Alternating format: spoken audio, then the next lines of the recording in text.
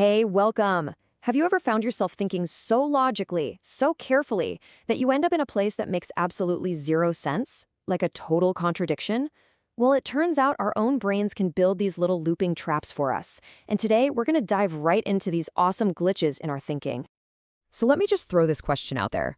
What if the very rules we create, the logic we depend on every single day, can actually turn on itself and create impossible situations? That, my friends, is the wild world of paradoxes. And that's exactly where we're going. All right, so here's the game plan for this explainer. We're going to look at three incredible paradoxes. We'll start with a trap made of pure logic, then we'll get into a real riddle about who we are, and finally, we'll tackle the problem of having too much of a good thing. Ready? Let's get into it. Okay, first up, we're talking about a paradox where the rules are literally set up so you can't win. It's a situation where logic is the very thing that traps you. Welcome to the crazy, absurd world of the Catch-22. I mean, we've all felt this one, right?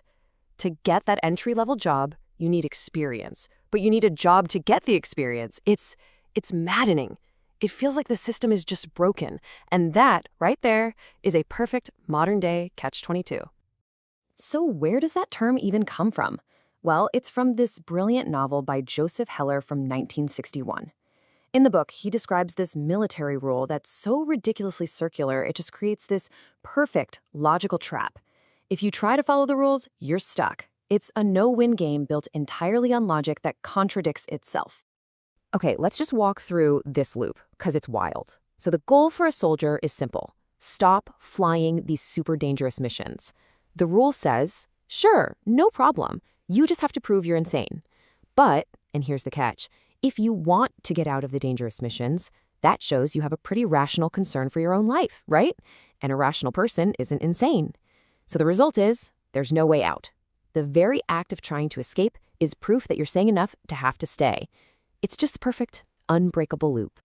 All right, so we've seen how rules can tie us in knots. Now, let's switch gears a bit to a totally different kind of puzzle. This one is all about identity. It's a paradox that makes it almost impossible to say what something, or even who someone, is over time. And this one is ancient. It's called the Ship of Theseus.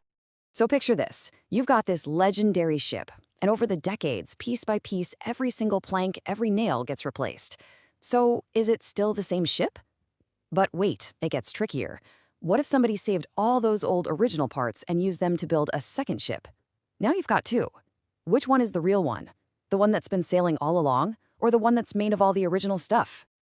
And okay, this isn't just some dusty old thought experiment about boats. This is about you. Think about it. Your body is constantly rebuilding itself. Your cells are always regenerating. After a few decades, you're not really made of the same physical stuff you were born with. You've basically been completely rebuilt from the ground up. So, here's the question. If every single cell in your body gets replaced, are you still you? I mean, really, are you the same person you were 10 years ago? If all the parts are different, what's the thing that stays the same? Is it your memories, your personality? This whole paradox just blows the doors off the idea of what identity even is. Okay, for our last one, we're going to move from deep philosophy into something a little more everyday. We're talking psychology now. This is a paradox about something we all think is great, having choices, but it turns out it can actually make us miserable. Just imagine you're at an ice cream shop. Should be a fun, simple decision, right? But then you see the menu, and there are 50 flavors. All of a sudden, this joyful little moment turns into this stressful ordeal. What if I pick the wrong one? What if pistachio fudge swirl is way better than cookie dough explosion? You just get paralyzed. Yeah, there's a name for this. It's called the paradox of choice, and a psychologist named Barry Schwartz really brought it into the mainstream. And his whole argument was that more choice doesn't actually make us happier or freer. In fact, it's the opposite.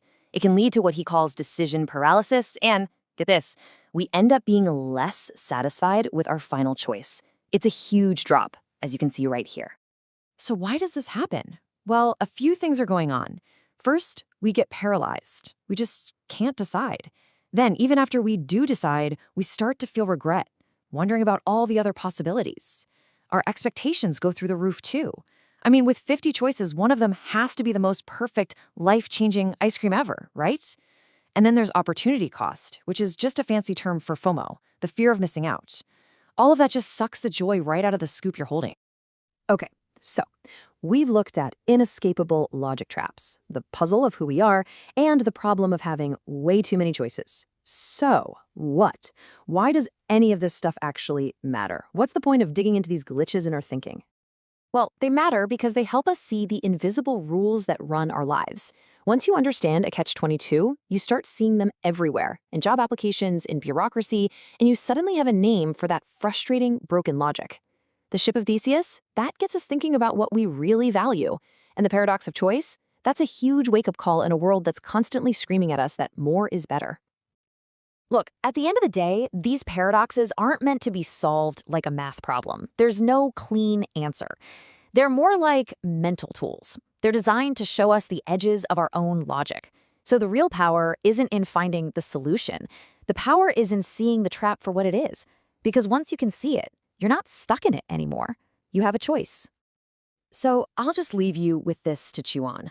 Think about your own life, the job hunt, who you've become over the years, that feeling of being overwhelmed by choices on Netflix. Which of these unsolvable paradoxes are you living in right now? Because just being able to name it, that's the first step to dealing with it. Thanks for tuning in.